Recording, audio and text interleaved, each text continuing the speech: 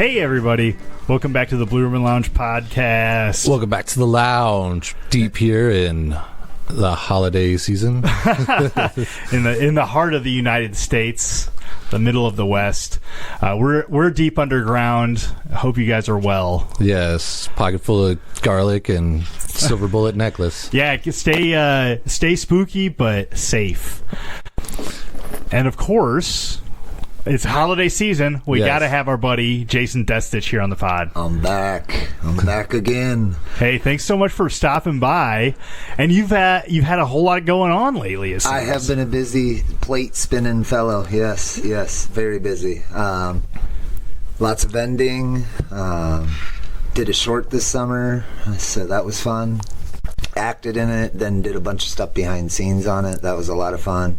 Had seen the process of it coming out. Just came out we just had our first film festival screening this past Saturday. And so from what little I know about movies, is the process it goes to festivals and then comes out publicly, or? Normally, yes. Okay. But there are a lot of different routes. Like this film, they've decided they're going to do not as many film festivals, just ones that they've attended or enjoy or want to submit to, so that they can start releasing it publicly quicker. Excellent. And the film is Love Knocks Twice. Love Knocks Twice. Yep. And I got some information from you supplied us with a super secret sneak peek showing of it. I brought you guys stickers. Ooh, look at that.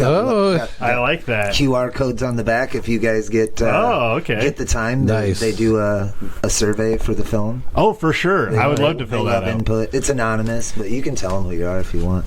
Yeah, so kind of like this would be like on the back cover. While waiting to hear back from his date, Jack spends an evening screening old VHS tapes for entertaining undiscovered media, but not all footage should be found. Right. Yeah. So spooky. It's 15 minutes, give or take. Look, just shy of 15. Yeah. It had the production budget on there. I don't think I'm going to say that out loud, but I thought that. Yeah, on the link you sent me. Oh, yeah, it says specs, and you click on it, and it'll tell you everything. Yeah. I've watched it probably 10 times on that link and never done that. Wow. I'm going to have to do that when I get home. Yeah, and it's got, so the cast is Jocelyn Bakix, the director, Lewis Rhine, a director, Jocelyn Bakix is a writer, Lewis Rhine, a writer, Devin Alexander Key is an actor, Jason Deathstitch, because we don't give out legal names for guests. Christian name. I like that. Cast. Jocelyn Bakix Key for cast. Oh no, Key cast. Key cast. There you go. Okay, so that's my bad. I'm not in the know. What do you got pulled up? I copied these off of that link you sent me. Okay. Because there is an IMDb page now too. Oh really? Oh, yeah. Nice. Oh, yeah. Justice Simone, CM Alexander, Lewis Rhine. Giallo's Music, which is a local band. Giallo's? I say Giallo's. Okay. Giallo's. And they're kind of like the music. I think they're trying to be goth. So, but I don't know all the technical stuff. They've kind of almost made their own little what they call their subgenre. Goth, shoegaze. I was going to say shoegaze alt stuff. rock. Okay. So it's very heavily influenced. They literally say it on their page. Heavily influenced by European horror soundtracks. Okay. So, that makes sense because I thought it had like a Carpenter feel to it at some points. Yeah. And their music is good. It's very like melodic, and you can totally zone into it. Sure. I'd seen it without, of course, like a rough cut. Okay. And I mean, it was a pretty rough cut. This was all pretty fast. I mean, it was run and gun. I shot my stuff in, I think it was April or May. And then the other portion of the film that it's cut with, it was shot in, I think, July or August. It's pretty hot nights. Oh, wow. You're the first shit. Oh, yeah. And they were, I think it was July. It was July. And then they edited and... It was a quick turnaround, but yeah, keep going. Oh, and then Jocelyn Bakix and Lewis Rhine are the editors. Yep. So they really had all their hats on for this. Yes, so they're a couple. They're a husband and wife. Oh, okay. Yeah. And then, so here's a statement from the director. When making this project, we really wanted to make a horror host character and something we could realistically make. This film has been through so many versions of the story before it came to be what it is. We know that a filmmaking tale as old as time, but seeing that, I can't read with this microphone in front of me. Okay, here we go. But seeing that for ourselves for the first time was an incredible experience. Since we met while pursuing stand-up, we probably should not have been surprised this project turned into a comedy throughout the filmmaking process. However, we are delighted it did.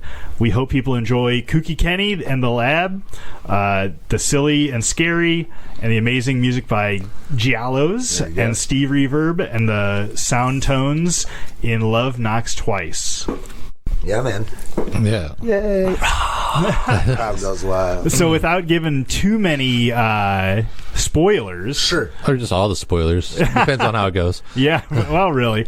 I don't think it would make the movie bad, if you went into it knowing anything we could talk about. But so you are the Kooky Kenny. I am Kooky Kenny, yes. And I had an amazing time playing the character that they wrote. But Jocelyn and Lewis are really open-minded.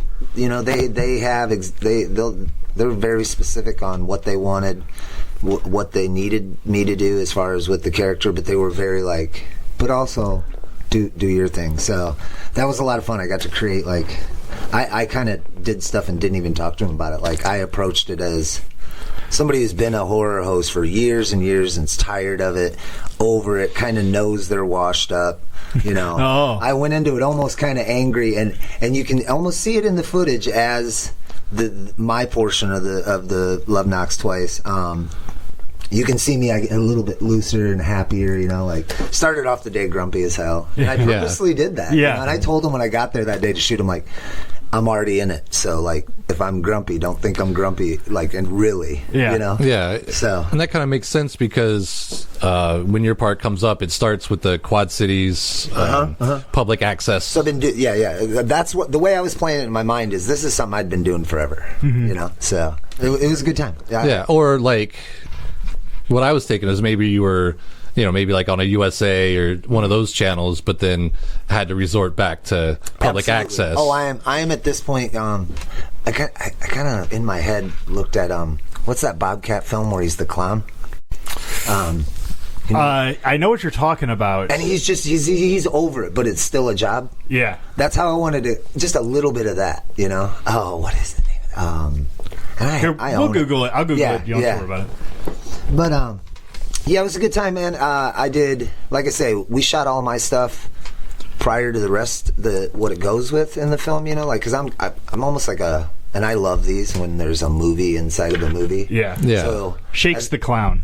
There it is. Yeah, not full Shakes, obviously. I've seen that film, but just partially Shakes the Clown. Just been doing it too long, over it, but still know it's a job. Still love it for the fact that I'm a horror host. I like the idea of recording it beforehand because that's the idea of the whole film. Right. The whole short film is you recorded it forever ago. This guy just happens to stumble upon it. Sure. Well, and your main character that was played by Devin. I've known him. He's done a few podcasts, different entities of podcasts that I've been on. We've known each other for years. So it was really kind of key to shoot the stuff that I was in because he literally is playing off of it in the scenes that he's in. So, and it was nice is he did a lot of the sound for my half. Oh, okay. So he was there the whole shoot of Kooky. Oh, okay. So he was able to kind of. I think what's funny though is then he didn't know he was going to be that character because it actually originally the whole film changing wasn't originally what it was. Is originally Justin Markson was signed on to play the character, and that's he plays the clown character in the movie Haunt. From the Last Picture House guys. Yeah. He still lives locally, and he's done a bunch of independent films locally. Yeah, I was going to say he does independent films. I just heard a podcast, a local podcast with him on it, talking about he has a series of they're cops or something, like an X-Files type. It was something Quad Cities. It was it was the few episode series that was released. But like I say, he was originally supposed to play that role, as a certain type of character, and then his schedule just didn't allow it. Somebody like that's got things come up, that's the business. He's just like, I don't have the time available at this point now. One that I did have available, that time's gone. So they pivoted. They're really, Jocelyn and Lewis are very resilient, very hustling, hardworking, get their value out of their time kind of cats, and that's I've always loved them. Before they even decided they were going to make movies, we were friends. When they said that, hey, we're going to do a movie, I knew, I was like, okay, these guys are going to put the right kind of energy into it. They just quickly pivoted and asked Devin, and then that character kind of changed. And what's funny about that too is Devin's character, when they were telling me about it, I kind of helped him in as many ways as I could. I was like, hey, what stuff do you need for any sets, anything, So I'd get random messages. We need a stack of VHS tapes. So I'm out yard sailing. I'm buying blank tapes at yard sales everywhere I go. Hey, we need a chain wallet, and I'm like, we need the chain off of a chain wallet. I'm like, I'm wearing one. And then I come to find, then I'm like, wait a minute, didn't you just message me the other day saying now the character's going to be played like he's a douchebag a bit? So now I'm a douchebag, bro, because I wear a chain wallet. And there's literally a shot in there in the montage, if you caught it, Devin spinning my chain. And I'm like, the whole time, I'm standing there behind camera watching this, and I'm like, look at that douchebag. I might be a douchebag because I wear a chain wallet. I don't care. I'm still going to wear my chain wallet. So with the props and everything, did you help with any of the props for Kooky? Oh, yeah.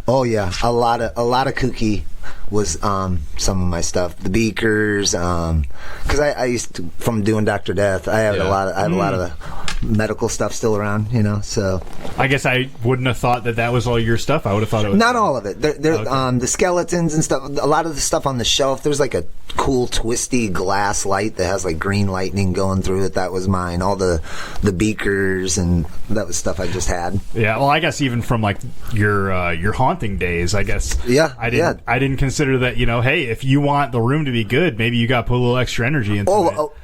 In my days of haunting, that's how it was. If you created a character, you earned a room. If you wanted it really good, you were putting your own stuff in there. Yeah. When I left that haunt, everything that was mine went with me. Oh yeah, I'm not. No, that's my stuff, dude. And what can you tell us a little bit about the set? Was it like a garage that you had to clear out and make looks away? Or? Lewis and Jocelyn built that set in their garage. That's what's up. They live in downtown Moline in those lofts, right there on the right by like the Crow's Nest. Yeah. So they got a drive-in car garage. I think it's a 2-car garage, but they only have one car. Probably detached with garages on either side and stuff, or yeah, they're just side-by-side garages, and then the apartments are above the garage. Yeah, yeah. That's they funny. Built the set, and then they were like, okay, I just bring this stuff, and the set was able to stay set up. So whose idea was it for the reanimator goo? Oh, it was all them. I showed up and played a character. I mean, once I read the script and it was more of it wasn't like audition. It was like, hey, we're doing this movie. You want to read this role? If you like it, we want you to do it. And I'm like, cool, yeah. Read it. I'm like, definitely. It could have been a prostitute, and Jason would have been in.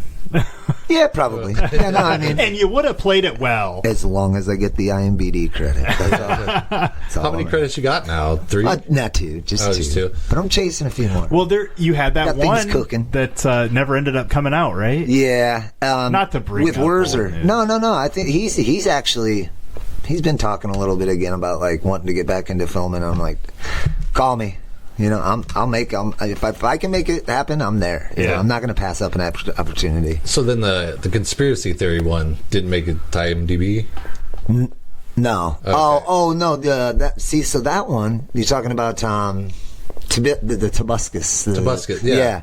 That was Jeff O'Neill, Midwest Monster Fest. That was his kid, and it was a college project. Oh, okay. He's just like, hey, can you give me a Saturday, read this script, and come over and act this? And I'm like, sure. I should bust his chops and be like, dude, I need them IMDb credits. All right. Get that shit on there. Well, hey, maybe he's got it on a YouTube link. Maybe. Actually, what's really funny about that is that the teacher that teaches that class at Blackhawk liked his film to the point where he's now showing it each year. Oh, like this is one that was done in the Somebody who's past. not in the class with Jeff's kid, Riker, is in the class now, and they're like, I think I saw you on a movie at Blackhawk yesterday. And I'm like, what? I ain't gone to Blackhawk in years. We're talking a couple of decades since I've been there. How would I be on it? And then it clicked. I'm like, oh. Because you're thinking like it's one of those, come to Blackhawk. Sure, but you never know. I mean, back then, shit, I wouldn't even have known if I was on one of their commercials or something. Right. Going back to the directors, and what I liked was that they obviously it was low budget. Oh, absolutely. Which, realistically, Micro, I would say. You're not wrong. The Yeah. number I saw, you're not wrong. I gotta look. I almost want you to write it down just so I can not because it is. We shouldn't let people look. Yeah, I'm not going to say. Beautiful. I love it. I'm like, I can make a movie. Well, I got to be more creative, but like for that much, I can figure it out. Like, I'd say. I mean, I've watched it as many times as I have. All that money's there. Yeah, which is also like, if you want to make a movie, there is absolutely no reason you can't. That's if you're right. out there and you want to make, if you want to make just about anything. I think it's Lloyd Kaufman that does the Make Your Own Damn Movie. Okay. Yeah. His thing, Make Your Own Damn Movie. Right. Yeah, I mean, can be done. Yeah. Yeah. I'd say the film fest that we were in last weekend, now, and I'm not talking bad about any films, but you can submit a 3-minute movie to a film festival. Really? Yeah. Well, it's like, you got to have some filler, right? Like, Oh yeah, but there are film festivals. Like there was a situation where when we submitted to the film festival at the first Midwest Monster with Bluff Skellington, Michael is this is how I'm doing it, and I don't care if you want it different. He submitted a 2-hour and 6-minute cut, and that was his cut. That's just how it was. Yeah. That's the only cut I think there is. And I had heard from a few different judges you guys would have won Best Kill, but we weren't able to be judged because we were a 2-hour limit on that film fest. Oh. So, I mean, I'm sure there's like certain film fests that are going to Was it say your you got to kill, be. do you think? I mean, I'd like to think. Yeah. You saw that. It was a good kill. one. I mean, it was a good one. it's going in my reel, that's for sure. But from the the budget and watching it, obviously a local thing, it was so funny that first opening scene where the guy's going out with the stack of VHSs to the garage party room, and it's just like that could be any of my neighbors' houses. Yeah, it absolutely could. It felt real. It's actually when that happened. It's in the neighborhood on top of the hill in Moline. From we're talking like right off of like 12th Avenue. Dang. It's just a friend of ours house. Yeah. I think he's thanked in the film credits. And I'm assuming Pretty that, sure he is. I'm assuming that you could say that a lot for a lot of movies that are shot in different areas. But Yeah. I feel like I haven't seen a movie like where I'm like, that's definitely not a set. That's somebody's house. I feel like I could point it out if I drove past it. Yeah. Probably could. And that was, I just thought, such an interesting thing about watching local media. Sure. Yeah. No, it really worked out great because I know when we shot the Kooky Kenny segments, at that time they were still like scouting locations, and Jocelyn and Lewis are really, really cool, friendly people. As long as they're treated correctly, they are pretty cool with everybody. So they've already, even though they're transplants to the Quad Cities, just I want to say it's 2-3 years ago, they've already amassed quite a network. And one of their friends was like, "Why don't you just come look at my party room above my garage?" And he's like, "Yeah, we'll let you use it." So him and his wife, they go to bed. So we can shoot all night as long as we're not like doing anything that gets anybody called, And it was basically it was one whole day. I'd say like 8 or 9 o'clock till 6:30. I'm done one day. I'm in the can. I find out the next morning you don't got to come back. You're in the can. And then 2 days for the other half. And both of those days were sunset to about 3:30 a.m. Whole movie. I mean, it was very run and gun, but it was a lot of fun. And the best part is that like I told them, hey, I want to help you in any way I can. I'm just looking to like have experience. So when second half is filmed, there is zero pressure on me to do any kind of performance at all. But I can show up and I can do all kinds of next thing you know, I'm essentially making sure they don't have to look at a script. They don't have to look at a shoot schedule, like what shots next. I'm keeping track of all that so that they can just keep moving, you know. And Jocelyn and Lewis, I have a lot of respect and love and thanks to give to them, because they trusted me and was like, yeah, if you'll do that, just go with it. And it was a lot of fun, dude. And then I don't know, this is kind of secret stuff too. So there is a demon arm. That's me too. Oh, okay. Yeah, but I got two in this. You were wearing just like a stocking or something? No, my arm was completely painted black. No way. Are you serious? Yeah, at 2 a.m. we get to that shot, and Jocelyn's like, all right, I guess it's time to paint your arm. So they're working out the shot, and me and Jocelyn are sitting on that set that he set the VHS on in the beginning. And I'm sitting there at the table taking selfies while she paints my whole arm. She handcrafted the creepy fingernails. Oh. I kept the nails. I got them at my house. Yeah, I had asked them, hey, can I come back? I'd love to come help with the other half of the film. And they were like, yeah, absolutely. And I mean, they're the kind of people that would say yes. And maybe they don't want that extra help. They don't want extra input on set. But then when they messaged me and were like, hey, I'm looking for somebody with a long, creepy arm. And we were just like thinking about it. And you got some really long, and I'm like, yes, I'll do that. I knew what they were going to do. You want to be the demon arm? Yes, I do. 2 credits, one. I mean, there's no real credit for the demon arm, but right. I should have bitched about that more. Yeah, and that was the one thing that my wife watched it with me. And really? I can't wait. Okay, now I got to ask her when I see her next. The one thing we agreed on was, like, you as a horror host, like, it's perfect. Bro, I loved it. I would absolutely do that character again if that came my way. I would not want to do it without Lewis and Jocelyn, so it'd be really up to them. Do they want to do more Kooky and Kenny?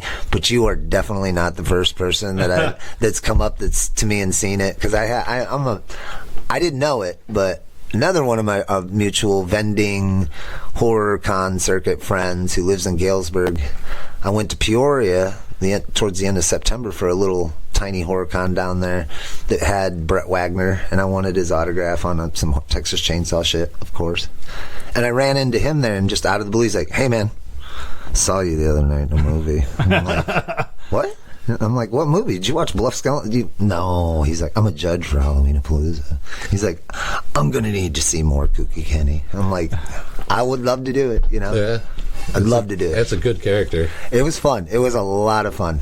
I know I especially enjoyed, like, we got to a point where they use pretty nice equipment. Lewis and Jocelyn have invested some real money and take their shit real serious. And then they said, can you get a hold of any silly string? I'm like, I got like 6 cans in my house. I went to a clearance sale when Party City went out of business. I bought all the silly string they had left. I was like, I'll bring some silly string over. I didn't know what we were going to do with it. We get to a point in the day where like, okay, we're going to need you to black out the camera with silly string. I'm like, you're going to put something in front of that, right? They hold up this little square plexiglass over the camera. So... But if you've ever used silly string, you know you got to kind of figure out your aim first. Yeah. And I got to do that off camera. And poor Jocelyn's holding the piece of plexiglass. So literally both takes. First one, she moved the plexiglass because she didn't know I was going to do it. Second take, she was ready for it. I had to start by just like shooting it at her and then move over. That was fun. But I just never imagined I'd do something like that. Like, hey, black out this lens with silly string. Okay. You know, that was fun. So, like, all that's, like, none of that was improvised, like, with the, nope. Like, the beaker filling up and all the little, like, the montage kind of shots. I think they had most all of that kind of, they're really thorough. I mean, they had pretty much all the shots mapped out. And there's some little stuff here and there, like, they kept asking me if I was, like, changing between accents. And I'm like, kind of, trying to, a little bit, yes. And Like that stuff was improvised, but no lines or nothing. Like they really had it. They had it mapped out really well. I mean, the only thing they were missing was drawn out storyboards for real. That's cool. And then, like, with some movies where you, like, see the gag reel or whatever, was there only the one knock-knock joke, or was there a couple different ones that you guys tried? I think there was just the one knock-knock joke. Okay. I don't remember too many. There wasn't much as far as changing it. There was just what they had, and that's what we went with. That's cool. Yeah. Makes for a quick day. Yeah. Well, I mean, it gave us the map.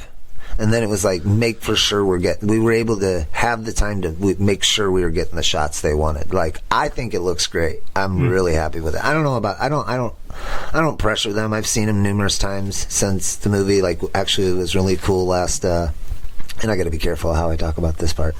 Last Tuesday, I happened to be on the rooftop in Davenport for one of their Terror Tuesdays. I don't know if you guys know they're doing that. They're Terror Tuesdays, and they show scary movies on Terror Tuesdays. Was that at the Last Picture House? It is at the Last Picture House. Okay, yeah, it's right about that. I just happened to also be hanging out on the roof that night, a little bit after seeing a movie there, and they screened it, and it was cool. Oh, that's cool. I ran into that was like the first public, so they'll be doing that. Weirdly, every Tuesday night, but they're also showing scary movies. I won't say what scary movies. You should just look it up on the internet. So that's a okay. I'll have to look that up on the internet. Yes, yes. Terror Tuesdays, and I think it will maybe be screening after some movies inside throughout the month too, but not sure which ones. Oh, okay. As a little extra thing. Yes. Yeah. So that was like I say, that's Lewis and Jocelyn. They hustle like. They came to me, I don't know, 3-4 weeks ago, because they've been real good about keeping all of us in the loop on what they're doing with the movie. And they're like, hey, may not submit to as many film festivals, but we will be screening in a theater. And I'm like, okay, I'll take that, So. Are they going to want you to come to some of these? That's why I went Tuesday, because that was this past Tuesday. Okay. Because that was the first one. I'm going to try and make a few, Yeah. Because, I mean... Why not? Why not? There's some great... Those are the perks. Some of my favorite films are like, Nightmare on Elm Street, Cabin in the Woods, Tremors, stuff like that. Yeah. I like those kind of movies. Speaking of movies, are you doing your... 12 Hours of Terror? Yeah. You know it. Right. Hey, before are we done talking about the Love Knocks Twice? Let's when you planning on that? Okay. It's got some screenings. Okay, so 12 Hours of Terror, that will be the pretty much one and only, as of now, like truly free, open screening of Love Knocks Twice. It'll play at 6:45 p.m. at Rostock's. It'll play right between Exorcist and Rawhead Rex. So, excellent. Can't go wrong. And I need to say, like, probably my favorite part of the movie was when you're telling the ritual and the faces bleed. Yeah, and then you're like, and that's it. God, such a good character for you. That was, I guess, now that I think, that was very improv, because like it was read that way, but they didn't know I was just going to stop being the character, and I don't even know really why I did it. Like then once that was first take, and I was like, I could probably do that more in character, and they're standing there smiling, and they're like, no, I think that's it, and I'm like, okay. That was absolutely. Yeah, I was very happy. I was very, very happy once I saw it. So did you guys like it? 2 thumbs up? Yeah? Yeah, 2 thumbs up. 2 thumbs up for sure. Cool. I watched it twice. Did you? Yeah. Excellent. Might show it to the old lady tonight after I get home. Excellent. Yeah, I mean, low budgets, pretty quick turnaround time on a movie. Yep. Like, I don't think you could ask for more. Obviously, it's not, the next Godfather. No. And no. you have to understand that, which I think is where most people who critically judge this type of art form, they're just like, they're not holding it to the standard it should be held to. They're holding it to a much higher standard. Right. And it's like, it's not a movie that's going to appeal to everybody and be seen in theaters across the world, but it was good. Yeah, I had a great time shooting it. I'm very, very proud of it. I really look forward to seeing what Lewis and Jocelyn do as far as future filmmaking. I know they have a lot of aspirations and a lot of energy and a lot of great ideas. And if they listen to this, I'll do whatever you want. So, and I mean pretty much whatever, as long as that camera's rolling, So yeah, I look forward to people getting to see it. I think it's definitely worth seeing. Yeah, proud of it. Yeah, and it's was very beautifully shot for even like a small budget. The cinematography and some of the angles and some of the shots they got, I thought that was done really good. That I'll tell you, when they're shooting, the nights I wasn't in front of the camera, when it's Devin's half, I purposely tried to stay completely away from them when they're like figuring out, because when they were shooting mine, I could tell they really had studied like the kind of shots they wanted, stuff they really needed to do to just out of the gate show that they're not trying to play. You know what I mean? They're going to take this very seriously, and it shows. It definitely shows. So obviously your portion had to be like a complete set. Do you know if they modified that party garage much, or not a bit? Because I like I mean, there was definitely some stuff that like we moved out a shot that may have been in the room, just like a few like things around. It's too cluttery, and of course there's a side of the room that a corner of the room you never really see, but. No, you could go there right now and knock on Jason's door, and Jason's a pretty friendly dude. If he knows you're into horror, he'll probably want to show you his basement and his house first. Okay. But then he'll show you the party room, and you'd walk in there and probably look just like the set right now. Yeah. Well, I mean, me, I like a good party room. If you can't tell looking around. It is. No, I do. I can. I've been to some of those parties. I know. But like the sign that gets called out to is always there. That's hilarious. Need to play. Yeah, no. And then the skeleton decoration. Totally always there. Did you catch his name? I can't remember off the top of my head. It's Lloyd. Yeah, Lloyd, okay. From The Shining. That was improv. That was Devin's idea. He's like, can we call him Lloyd? Because that'd be a cool little shine. And I'm like, that's what's up. It was fun. I got to mention before we end this portion. I didn't know I had that. Some of what they kind of gave me the platform to do as far as helping them out with Devin's half, and it was funny. Like we quickly, without even really talked about it, kind of got like no, that's 3 shots, that's 3 takes. Move on. It's in the can. You got it in 3, and I was like, man. It just felt really great to have been given the opportunity to them trust me with a character, and then after that trust me to like help as much as they let me behind the scenes, and it was awesome. I enjoyed the shit out of it. Very tiring, but well worth it when I see the finished product. So yeah. Well, I think that was some of your wisdom from one of your previous visits, where you're talking about like being a gaffer, like just taping stuff down, and that's being able to help. Kind of shit I was doing, making sure that the continuity, making sure stuff isn't getting moved. Just simple things so that they wouldn't have to worry about it. Yeah. What's your confidence level like as an actor? Like, do you think you could do takes all day without feeling you got it? When you get it, do you feel like it? And like, I guess I'm asking this generally and also as yourself, because I'm not an actor. I couldn't answer many of these. I know for me, I can feel when I haven't got it. Like, I know when I'm gonna, at least on this one, I knew when they were gonna want another one. Like, but I guess I don't really ever try to let, as far as what little acting I have done, I don't ever let myself feel like, oh, I got that one. Because if they ask for another one, I got to do it better. Yeah, you know what I mean. Or I'll be really honest. I do really well with like I'm not a really like overconfident guy. I try to be just confident enough. I really do. That's I find. I just find overconfident people a little annoying. Dave. No, just kidding. But yeah, no, I mean, and I do a lot of weird shit for me that works for me as acting. Like, it sounds stupid, but I don't even remember where I read about it. But like, I'll put something weird in my pocket that I can feel is in my pocket, if it's not going to be in the shot or whatever, so that like if I need my brain distracted, I'll just immediately start thinking about what's in my pocket.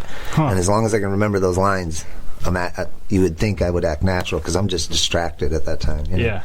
So interesting. Yeah. But honestly, it was just a lot of.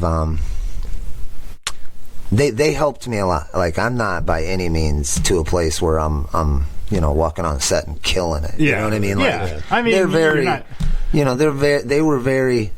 I'm just as new at it as they are, but we definitely learned a lot together doing this one, and like, I'm just so happy with how it turned out. Like, because you don't know, like and there's something to be said about, like, if you need a guy with an Irish accent, you go to Ireland. Right.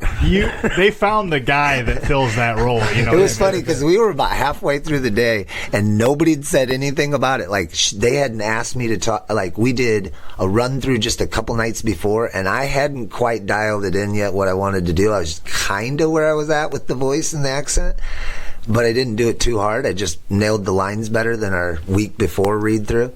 And nobody asked in the day. It was almost like unspokenly everybody kind of understood that, like, I was staying in kooky, And then about, I don't know, 3 o'clock, Devin's like, is that like an Irish thing you're trying to do, or Scottish? And I'm like, you like it? And he's like, I do. I'm like, then don't ask. Well, and I guess I wasn't talking so much as the literal accent, but like, they had a role and you fit it for sure. Yeah. No, but I mean, there was. I was trying to be all weird with how I was talking, and like, I treated it like I was genuinely a horror host. Like, God, I got to do this again next week. Yeah, anything else for the movie? Love Knocks Twice? I thought it was good.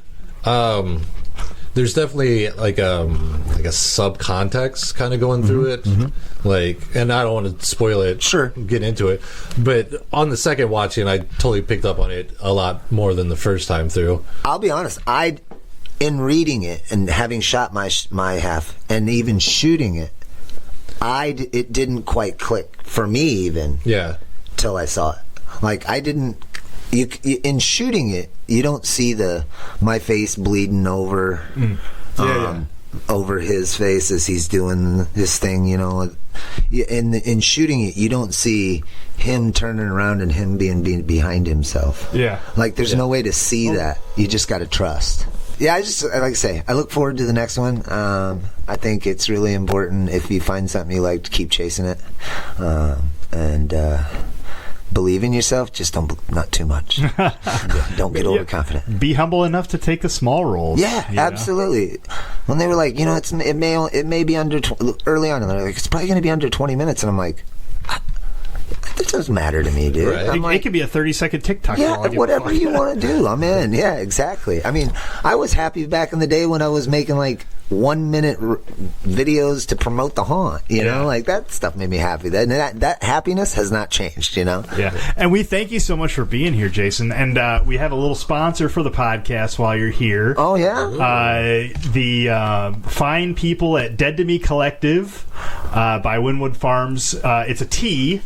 We got here is Curiouser and Curiouser, peach, butterfly pea flower, tropical fruit, and you brew this shit. It's naturally caffeine free.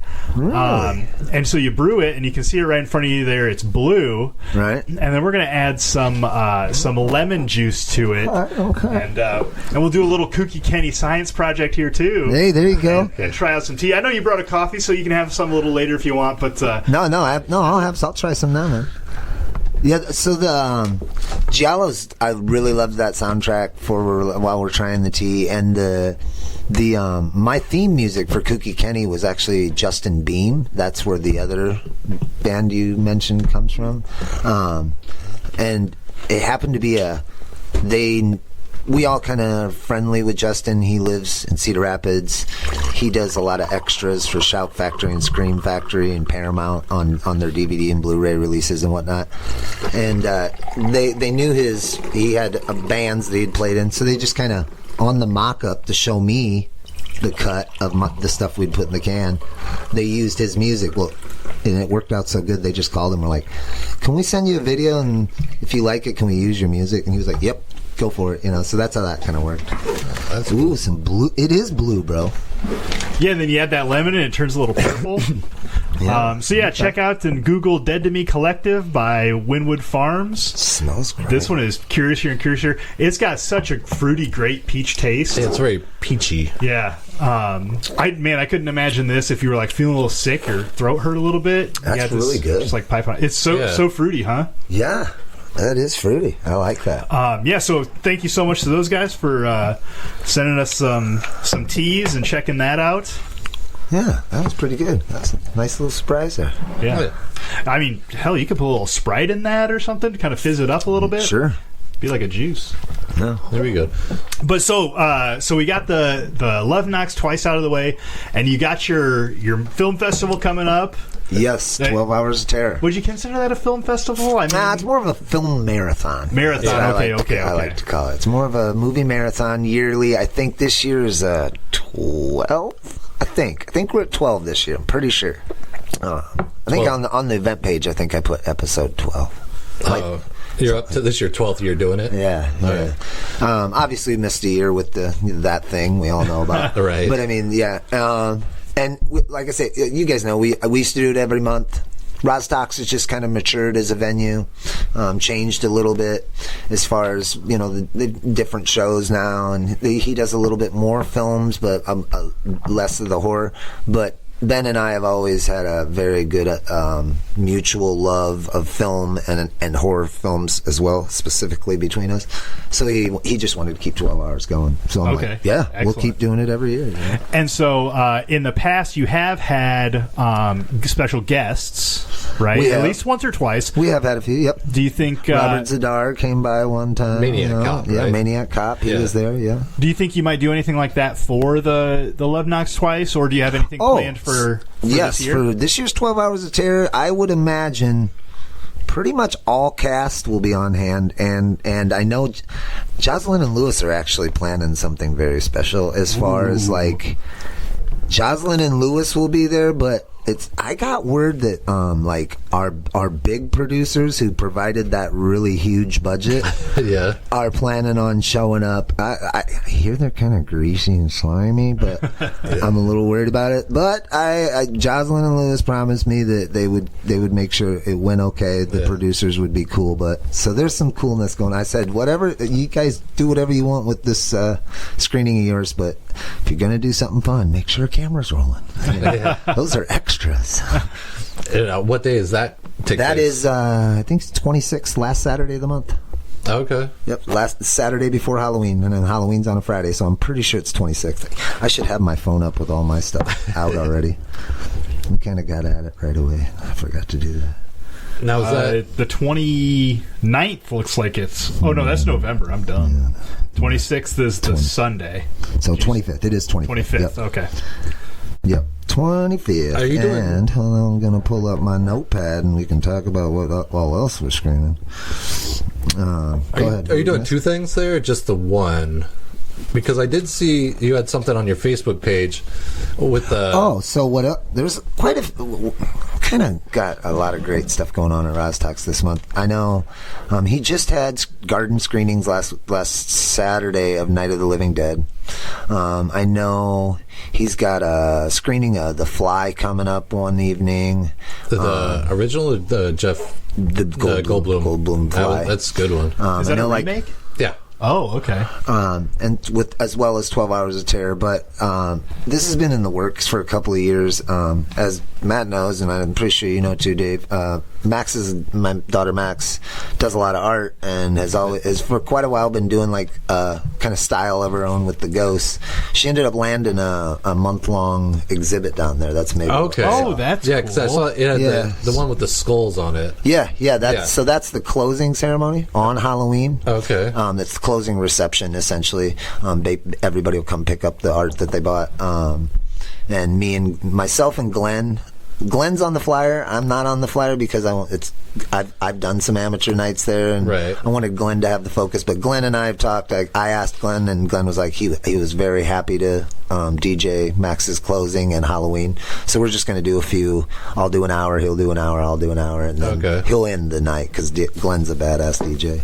That'd be Glenn Arthur Lowry. Go look up his art. It's pretty rad. Oh yeah, he did a Punk Skunk art. You have his art on your shirt. She shows up everywhere. That Glenn. Yeah. And your kid did an art for me. So I mean, your kid's been doing art for a long time. Yeah. And what's crazy is that when I say it's the whole art exhibit with her down there this month, when she was like 8 or 9, Ben did a lot of, over the years, he would do like different series of things for a year long. Like one year, I think he did like monthly Norwegian horror nights. And that was just him on his own. And then there was a year or two there where he would do every Saturday morning cartoons, but he wouldn't show current Saturday morning cartoons. He'd show the old school cool stuff. Because those are the better ones. Me and Max back then would go to those pretty regular. We'd go in pajamas. He'd have like 6 kinds of cereal up for sale, and we'd sit and watch cartoons. One of those Saturday mornings, she wasn't watching the cartoons and staring at the wall. They had some art exhibit there at the time. They have lots of different art exhibits. For a long time, it was very much monthly. And she looks at me and says, "Do you think I could ever have my art hanging here?" And of course, as a dad, you're like, of course you could. And I just told her, I'm like, you keep working at your art. I don't doubt that you could get your art hung here. So, which realistically, like as a dad, a very attainable goal. Like you're not visiting the Louvre and you're asking, do you think I could have my first like exhibit in a place that's exhibited art before? Yeah. Absolutely. As long as you keep working. Just keep pushing. Yeah. Just keep doing art. That's all you got to do. And I think it was 2, which is weird that it's your piece, 12 Hours of Terrors ago, she had the big piece that was when you commissioned your ghost piece, she had done 2. Okay. And was happier with that one, and you liked it. So she just had the other one, and she always has some paintings around because she'll hustle them when we vend or whatever. I had them sitting out at 12 Hours of Terror, and that's when the idea really started. Ben was like, "Who does the ghosts?" And I'm like, "Oh man, that's Max." And he's like, "Bro, we gotta have her come do an exhibit for a month," because that's always been his thing. He'll have an artist for a month. They hang their stuff. Glenn's been hung up there. A lot of different artists over the years, and I told Max that, and that was kind of at the point where I said to Max, "Dude, at that time, you're 18. I'm like, that's it. As far as my involvement between you and Ben, now I step back. The door's open. You go do that." Yeah. So, and I've made her kind of do all that part of it, because she's got to do that. I can't. Yeah. You're that age. It's interesting to hear that really became something for her, because I remember it was at that theater where they were just having like a flea market show, and you guys were set up, and Max had their art there. Yep. And I was just like thumbing through the art, and I was like, well, I like these ghosts, but I got a sick ass basement that it needs to be. I'm not gonna buy something off the rack, Right. I got custom shit. Yeah. And then you guys dropped it off to me a week or 2 later, and I still got it. It's not hung up right now because the basement's been going through a lot of iterations. I see. This. It's been weird for me. We're sitting in a whole different angle, but it's cool. I like the new. Yeah, man. She's just kept at it. That's really what it takes. It really does. Unless you're doing a podcast, then that sucks. I love listening to you guys' episodes. I don't know what you're talking about. And it's really just been a thing where she loves doing art. She knows that I've over the years I've always been happy to help her anywhere I'm vending. Come bring your crate, sit in my booth, and do art. People offer you money, and you like what they're offering, take it if you want. Because for me, excuse me, I got a whisker in my mouth. For me, it's very I'm slinging my custom clothing, but I've got this artist in my booth who's doing art in the booth. That's just pulling people in me. You know what I mean? That's traffic. So. And you know, over the years it started picking up, you know, and there was a few different times she did her own, like got her own booth at things. I think there was a time she did one of the booths at one of the markets that Roztalks had, and you know, now she's like got a fucking full-time job at a factory. Oh damn. She's working out there in DeWitt at Custom Pack, so hey, that's money. It's a good gig. Yeah, man, I'm really proud of her. Kids are growing up. Yeah, bro. Yeah, bro. Yeah. But yeah, so it that opened the first Friday, and she's got like I think 2 pieces left. Damn, that's what's in up. like 2 hours. She was all but 2 pieces from a sellout. So a show like that, do they take them off the wall, or do they got to stay there for the rest of the month? So that's the thing. Any buyer that buys is told, "This is your painting. It will be here for pickup at the end of the month." Okay.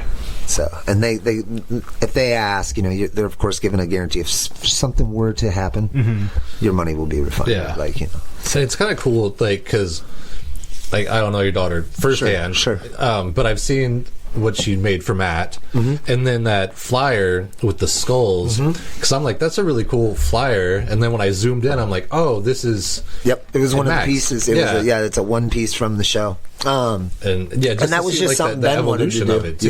Yeah, Like, yep. And Ben's real smart. Like, why not get just one more extra layer of her art out there? You know? Right. Yeah, it was really cool.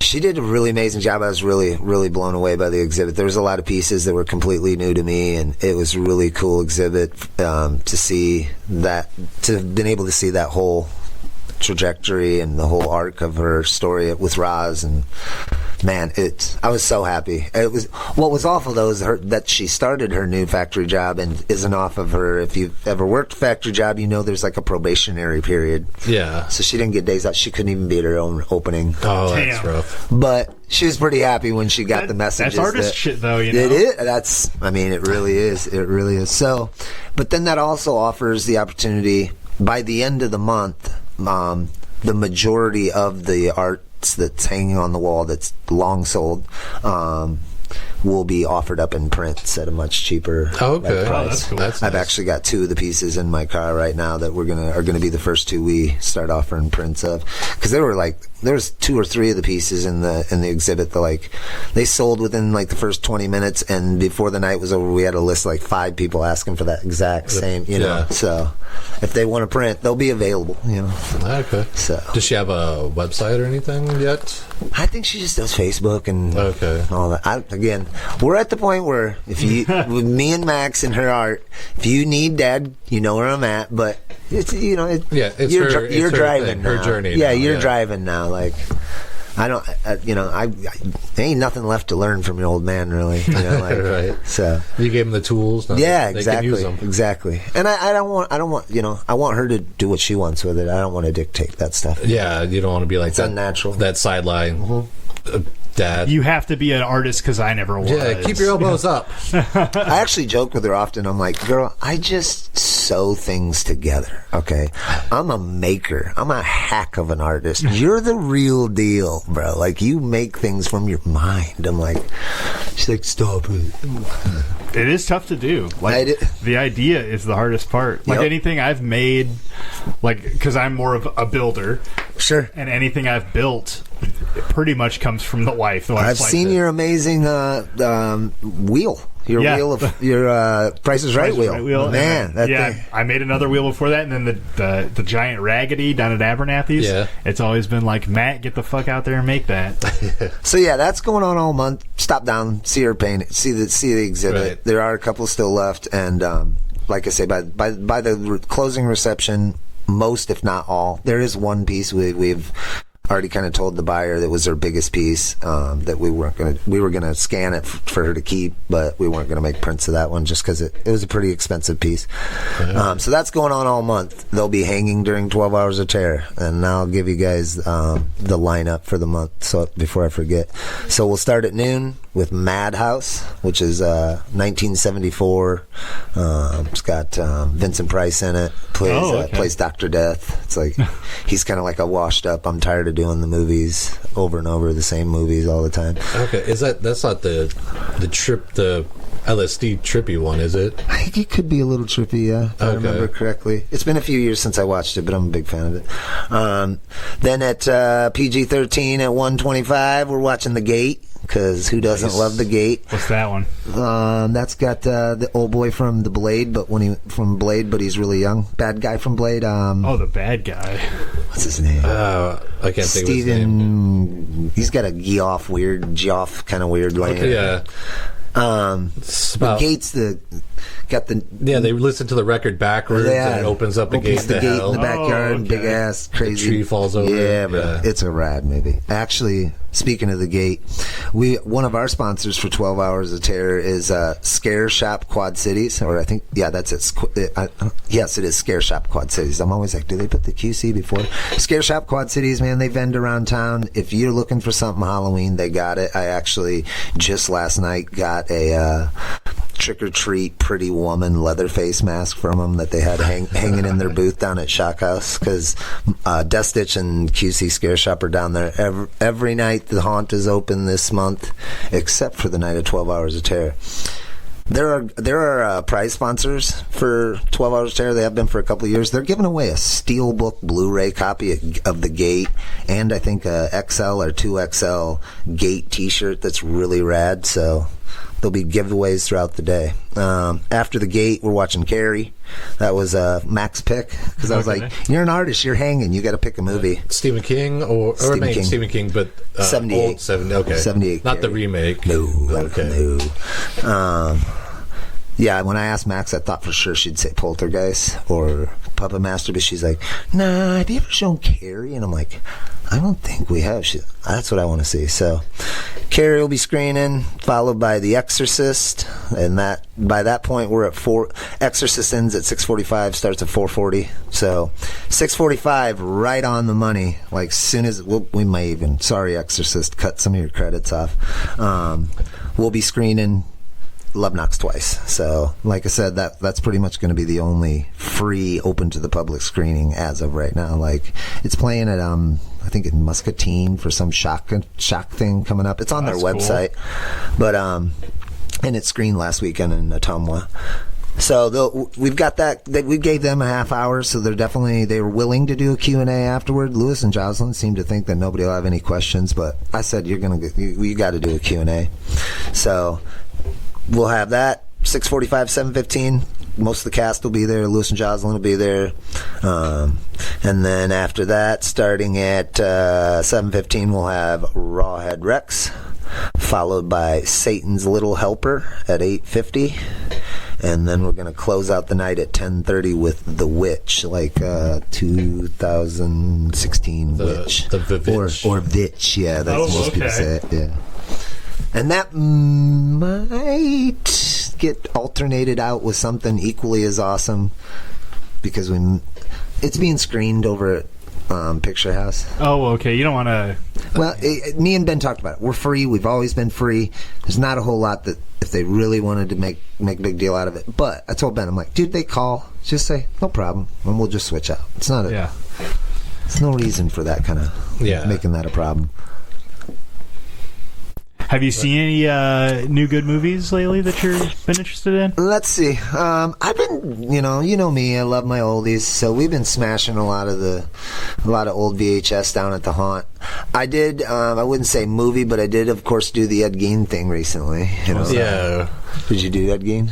The little miniseries that they got? Yeah, Netflix miniseries, part of the whole, like, arcing monster series. I think they did, they did Dahmer. Yeah. They did, I think, the Menendez brothers. Yeah. There was that. They all kind of somewhat Has go that together. Been Netflix? It's all Netflix, yeah. But I heard that they took a lot of liberties with it. With Gein? Yeah. Bro, so much liberty. There is so much shit in that Ed Gein series that just did not happen at all, even remotely. Yeah. That being said, if you like myself and you can go into a movie and leave everything at the door, it's pretty entertaining. I mean, I liked it. Because at the end of the day, it's got to appeal and get views. Yeah. I was Saturday morning driving up to Halloween-a-Palooza with my good friend Audrey, who used to be a writer for like iHorror and a few other online horror entities. We were discussing it heavily, and she's very unhappy with it. And I'm like, listen, you can't take just the facts of Ed Gein and make that into like a long Netflix series. Yeah, I mean, because that's called a documentary. Yeah. Okay, that's the document. There's plenty of those already made. Like, you got to Hollywood it in some way or another, or your people aren't going to watch. Right. I heard there's Hayne Cotter or Hodder, Jason. Kane Hodder. That he was in an Ed Gein's movie. That's yeah, he was. I've seen it. I loved it. Do you like that one? I liked his. Oh, okay. But again, I don't.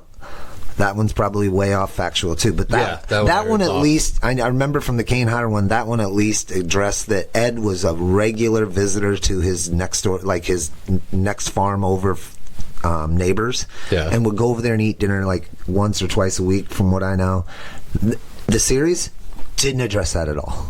Yeah. There was no visit to the neighbors. They gave him like a girlfriend. Bro, he's got a girlfriend. He's got like Nazi fantasies that I mean, maybe he did back then, but because I guess he used to read comic books. Yeah. That's my one big problem with it, is there's like these segments of like in his mind, and I get why they did some of it, but they just went on for so long. I'm like, why am I watching this? Yeah. I heard it's could have trimmed that down a little bit. Some of it seemed like filler. But I mean, they also at one point got the making a Texas Chainsaw on there. Yeah. Because they got Hitchcock in there too, because they kind of made it a point to have these other storylines to kind of show, I think why they did it, to show Ed's cultural impact. Like, he's kind of in my eyes, he's kind of the pioneer of the whole like serial killers or killers being popular, even though the dude only killed like a couple people. I think only like two that he was actually credited. Right. And I'll say I think he killed a few more people in the series than he actually killed in real life. There's definitely big, I mean, you can drive semis through the holes in that one. So, but I liked it. I mean, I thought I think Charlie's doing an amazing job. I really do. And I love. Is that the director? No, Charlie Hunnam, I think is last. He was the main guy in Sons of Anarchy. He's the one that's playing Ed Gein. Oh, really? He's amazing. Oh, okay. I liked him as an actor. Yeah. I think he's killing Ed Gein as far as I'm check that concerned. out. Yeah. But if you really digest it and you want to get nitpicky, like I got problems, like they do this thing with his eyelid to make him very Ed Gein looking, and it is done so well. And then there's Ed's mom, who's played by Jackie from Roseanne. Oh, okay. And she's got some scarring when she's alive, and her dead. All so well done special effects wise. Yeah. But then they get to the segment where they're showing you his cultural impact, and you're behind Toby Hooper, who's behind a camera and shooting the hit her in the head grandpa scene. Yeah. From Texas Chainsaw. And it's cool. At first, I'm like, this is so rad. They're even like showing this impact, because a lot of Texas Chainsaw was based on Ed Gein, Yeah. But then I look at it a little bit closer, and I'm like, the Pretty Woman mask that I bought last night from Scare Shop Quad Cities is the exact goddamn mask that the dude's wearing in that Netflix. They didn't even do anything to it. They popped the tag off and said, "Here, wear this." Okay. So. I don't know. Maybe Charlie was pretty expensive. I don't know. But I really enjoyed it. See, newest, nothing too crazy that's really stood out. I mean, you guys seen anything they really liked lately? Anything real new? One of my new things is The Blackening. Okay. Is that a series? No, it's a horror movie. I think you mentioned it in the group, right? Yes. Yes. Yeah. Okay. And it's a comedy horror. I have Cabin in the Woods in my top 5, and I liked this one better. Really? The only Dave's like, yeah. But the only thing, like, and maybe it's because it's newer and I've seen Cabin in the Woods 1,000 times, but the only thing that could make the movie even better is like if I was part of black culture and understood all of those. I did watch some of it, but like, I mean, it's just very current, and it was very funny. I was gonna say, and it is definitely funny, and those are fresh jokes, and and it's well done. Yeah, I won't tell you I watched it all because I didn't, but I watched enough of it to be like, okay, I see why Matt likes it. It's good writing. I mean, for sure, and it's like. You kind of what you said. It's like it's all new jokes. Like it's all current shit, and it's not like just taking place in the 80s, a slasher flick. You know, it's different enough for me to really, really like it. I like I say, what I did watch, I enjoyed. So, and it's well done. Dave, you got your list going on. What you ripping up? I'm just pretty much jumping through Netflix, see what they have. Sure, they have a lot of like seasons of stuff. Sure, but I'm trying to find movies, like, and some of them are just like real stinkers. Where like, oh god, they got a lot of them on there. Yeah, because what I watched last night was like they're in like New England, and they're like every house has a ghost, but sometimes it's a good ghost. But then like the story itself was just a lot of talk. There was not a lot going on until like the last like 15 minutes or something. But by then I wasn't even interested in what the story was. Sure. You're hanging on by a thread at that point. Yeah. So I recently just was shown by my wife, and more so my grandson, because we've been Theo, my youngest grandson's like 5 now, so. And brother's playing football, starting football now, so there's a lot of evening practices that Theo don't like. The park's boring, Grandpa. I've been there a lot.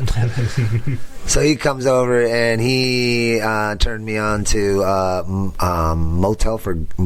Ghost Motel on Netflix. Okay. So it's I've seen that. It's a haunted motel. I haven't watched it, but I've seen it. It's definitely one of those smart enough for the adults watching it, but chill enough for the kid watching it, as long as you're not like a super hyper parent. Like some parents would be like, "Not my kid," but and there's a lot of really cool like horror fan references. The first one I noticed, I think, is like the second episode. One of the kids, the mom is recently widowed, that inherited the hotel from her brother that died, whose spirit still lives there with them. Oh, okay. This not so cool kid in high school makes some friends because they find out his mom owns the hotel and they want to party. So he gets them a room, and he goes to hand the cool kids the key, and of course it's to room 237. You know, like that kind of shit. I'm like, this is cool. There was a slasher episode I watched that really made me fall in love with it. So he turned me on to that, and I turned him on to Pee-wee's Playhouse. That's cool. I did watch one, No One Sleeps in the Woods Tonight. Ooh. And that's a long title. Yeah. Well, it's Swedish, or or Polish, because it's on Netflix. It's dubbed. I'm sure you could change it, but that was a really good one, and it was like a love letter to the slasher killer in the woods. Love those. Yeah, and I thought it was really well done, and it's stuff you've seen 1,000 times. Sure. But the way they do it is unique and gives a new twist to it. And I like that. And then there's a second one, No One Sleeps in the Woods Tonight 2. And they just go more... Is it TWO or is it TOO? What? Just to make an extra word. See if it's that much longer. Right. But they just go like super sci-fi with it. Sure. And then they just kind of show it from like the monsters side. Did they go to space? No, but that makes it. I mean, that's pretty serious if you go to space. Well, yeah, they almost. But the part that makes the monster, like in the first one, is a meteorite and black goo. So in this one, they have the meteorite and they kind of give it a backstory, but it goes like way off the rails and almost. There's like so bad it's good. Well, this is like it's so bad that. It should have been good what they were doing, but they kind of just went a little too far with it. Sure. Like I liked the first one; it was really well done. The second one, I don't know. It's like they had a good thing, and then they just. So not too many sequels do it better than the first one. Yeah, and this one definitely went, in a complete different direction with the sequel, and they kind of baited for a third one, but. That was made back in 2022, so I'm pretty sure there's not going to be a third one. Right. But the first one, I would recommend. Nice. I know I've been pushing this year. I mean, it's a few years old, but to people, if you ain't seen it, The Void. Man, I love that movie. I just revisited it a couple times this past year, and The Void is amazing. Have you seen The Void? I'm trying to think. It's got the dudes in the white cloak and the triangles, and they surround a hospital, and then you end up with like a very mutating Carpenter's The Thing creature. Yeah, it's like a very Lovecraftian, right? Yeah. And then like I want to say like last maybe 10 minutes, it just goes full acid trip bonkers. Like yeah, okay. I have to check that. The Void's pretty rad. The Void is rad. If you haven't seen The Void, you should check out The Void. 2016, it's on Tubi. Yeah. Oh, yeah. There you go. And I know another one.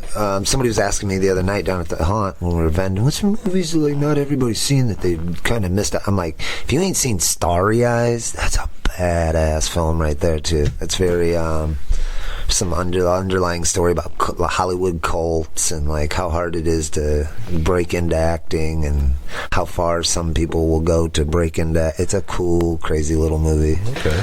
I want to say that's right around probably 2015. Well, and you know me, I'm always pushing. I know Dave finally saw it. I don't know if you've seen Onyx Fortuitous, The Talisman of Souls. I have not. It's on Tubi. It's on. Everything. Truthfully, everything you need to see is on Tubi. It's really like. I love Tubi so much. Yeah. Liz is just like, really again Tubi. It's got a lot of good stuff. Yeah, and it does it has commercials, but I like commercials. Yeah, it's still fun. I kind of miss them when I see them on there. I'm like, I kind of miss commercials. Like, if you're paying to not have commercials, like outside of normal Netflix, does Netflix have commercials? Netflix has commercials now, just the basic. If you're paying extra to not have commercials, you're kind of just like defeating the purpose of free streaming. Well, that, but you're kind of like paying to have more of your life eaten up. I feel like because then it's easy to get into like episode, steamroll them. Like that's true. You know, because with the less friction of commercials, like I mean, you're looking at all of a sudden midnight, 1 o'clock. How I feel like I fell into that Stranger Things rabbit hole not too long ago, and I ended up 2 a night, 2 or 3. Be like, I can fit another one in, you know. Yeah, and then you're staying up later than you normally do. Yeah. Oh yeah, I've been there. Yeah. I know. Let's see. This past weekend at the Haunt, we did because Ben's got some amazing $2 tapes just right next to the bar for sale at Rostock's. And so Friday night I grabbed Hellraiser 2.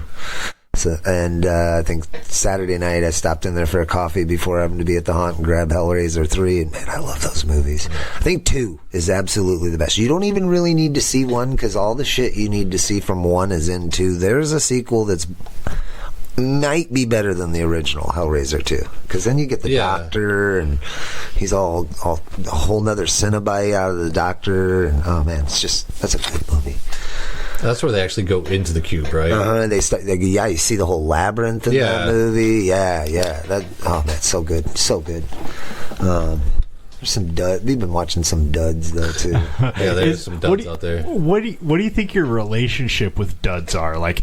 And really any type of movie. My wife, like, she spends more time clicking through to find something than she does and watching the trailers than she does watching stuff, which I can understand because it's kind of like almost like reels, you know, like you're kind of scrolling in that aspect. But I'm like, I find something that looks vaguely appealing and I'll watch the fuck out of it. I will say I like a lot of the Tubi does it. I think all the streamings do it, but like if I watch something, say old, like if I watch a 70s alligator movie, Tubi will automatically show me all these other great alligator movies. Yeah. And like my relationship with poopy movies, I'm kind of rolling into that would be, or just duds, or as I like to call them, hot turds. Is that you almost have to watch so many hot turds to find that gem that to some people is a hot turd, but there's stuff in it you like one of mine is Burial Grounds. Really unknown. I think it's like a 70s film. I probably world record holding the slowest zombies that have ever been put on film. The dirt that's falling off of these zombies are faster than they are moving in through the movie. But there's just like this creepy relationship between this kid in the movie and his very promiscuous mother, and like he ends up like biting her tit, and it's just like a weird culty movie. Yeah. I had to watch a lot of turds to find that, but I love that movie. You know what I mean? And then there's a lot of those out there that are like, they're in the turd box, but if you spend enough time, you'll find ones you just love. Just maybe only you love. Death Spa is one of mine. I love Death Spa, you know. And I only found that because I happened to get a chance to buy the VHS for $3 at a Halloween-a-Palooza numerous years back, and I'm like, ooh, it's got Ken Foray in it. I'll watch that.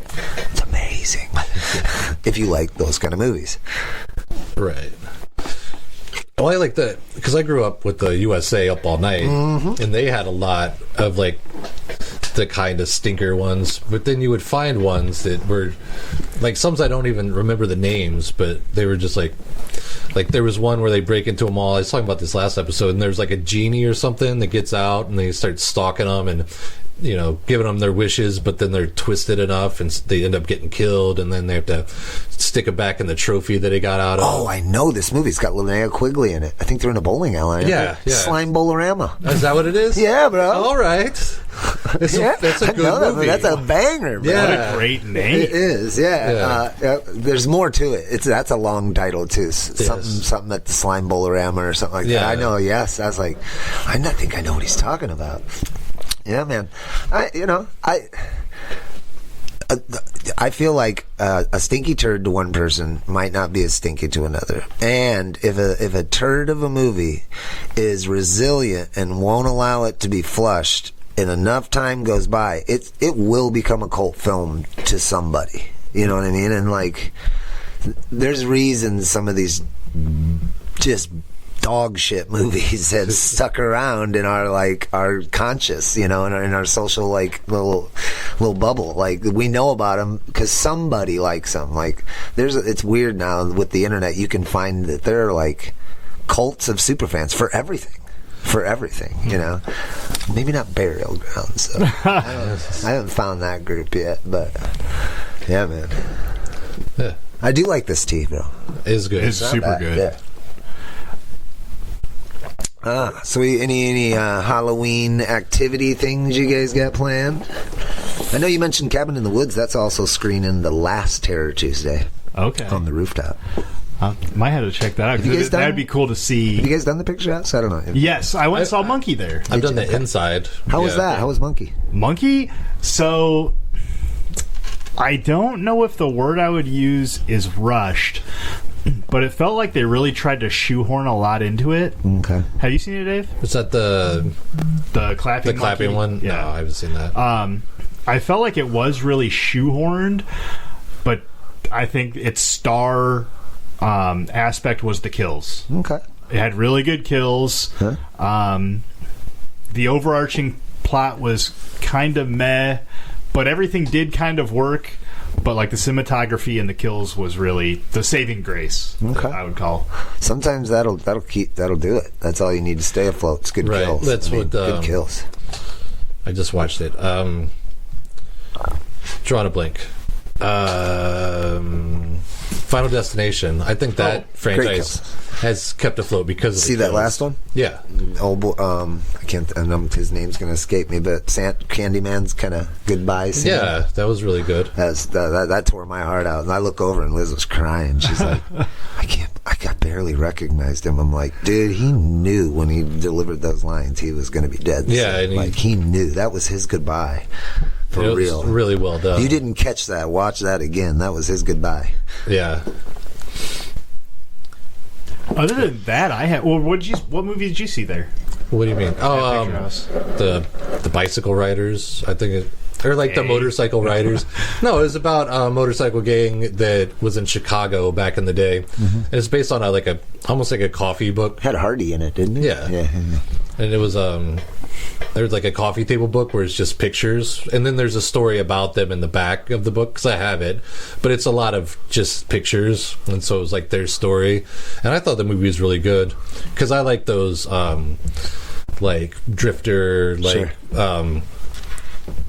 Day in the Life of type movies. Sure. I know I'm real excited. I don't know if you guys are hearing the rumors that I am, but I hear there's going to be a series that'll be episodes of the 13 Ghosts. Like, whoa, that would be each of the fucking ghosts. I hear tight. that's like really. I hear a lot of rumors that that's a thing, man. That's a good So it'd movie. be like, and I want to say it's going to be done by like a Netflix or somebody. So you'd think a little money will get thrown at it. Well, and Right. you know, kind of speaking in that same vein, because I think Matthew Lillard was in 13 Ghosts. Yeah. He's doing Five Nights at Freddy's right now. Okay. And I almost think he's producing it and starring in it. He's one of the he is one of the absolute most friendliest, accommodating people you can ever meet, like at a convention. He's got good person vibes. Yeah, but he it's like, is. I have no desire to see this movie except for the fact that Matthew Lillard is involved. Yeah, I don't know. Five Nights at Freddy just doesn't do much. No. But I'll see it when it's on Tubi. Let me know. When it's on Tubi, I love it. I love it. And then I'm going to see Rocky Horror Picture Show this week. Where's At Is that the roof Picture topping? House. Oh, I don't know. Because I know, I'm just saying, we went Tuesday night, and boy, I was glad I took the quilt, or Liz would not have made it to the end. It was cold up that's there. been chilly. Yeah. Yeah, it actually, like, when we were driving over there on Tuesday evening, because Monday was hot, this past Monday, and we were driving over there Tuesday evening. Tuesday was still pretty warm. I'm like, I'm telling you, bro, sun goes down tonight. I think the summer weather, it's over. Yeah. Like, we're done with 90. The sun makes and breaks it right now. Yeah, bro. Yep. It's nice. No, we'll probably do the pumpkin patch thing before Halloween's over, at least at some point. We've been taking the kids for years. Now the kids kind of go on their own, but we'll piggyback the grandkids trip. And I'm already kind of done my horror cons as far as I'm doing them. I did the one in Peoria last month, and then just went to Halloween-a-Palooza. I got to meet You're So Cool Brewster, that Stephen Jeffrey. He's also in 976 Evil. He's in Fright Night. He's the sidekick in Fright Night and 976 Evil. He was there. They had a Fright Night reunion at Halloween-a-Palooza. Amanda Bierce was there as well. And where was this Halloween Palooza at? It's in Ottumwa, Iowa. Oh, okay. That has it has a diner there that is where the idea for the lunchbox in Roseanne came from. Oh, okay. It's like 100-year-old diner. It wasn't just made right? No, this actually because not Tom Arnold. You know what? Tom Arnold lived in Ottumwa for a long time. I have a distant relative who lives in Ottumwa that I got to go down and help him move some I'm stuff telling this you weekend. what, all you got to do is look up Hotel Ottumwa. It's going to be downtown. Okay. Right across the street, there's a parking garage. Loose meat sandwiches. Okay.